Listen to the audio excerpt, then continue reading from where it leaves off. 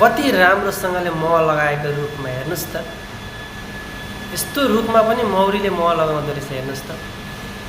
मैले नेपालमा चाहिँ यो देखेको छैन। यो कुन देशमा हुन्छ भने यस्तो रुखमै मह लाउँदो रहेछ हेर्नुहोस् त। कति मजाले मह लगाएको, साह्रै गजब छ हेर्नुहोस् त। यो मान्छे कति माथि रुखमा चढेर यो मह काट्न खोज्दैछ हेर्नुहोस् त। यो भित्र त कति धेरै मह होला हेर्नुहोस् त साथीहरू। कति राम्रो महै मह भएको चाका छ हेर्नुहोस् त। रुखमा पनि मौरीले मह लाउँदो रहेछ यसरी बाहिर। मैले त यो पहिलोचोटि देख्दैछु है साथीहरू। योभन्दा अगाडि मैले देखेको थिएन यस्तो। तपाईँहरू कसैले देख्नुभएको छ भने भन्नु होला है त।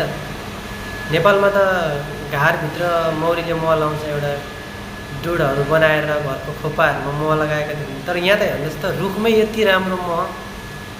फेरि यो मान्छेलाई टोकेको पनि छैन त्यसले हेर्नुहोस् त। कति राम्रोसँग चाक लागेको छ हेर्नुहोस् त।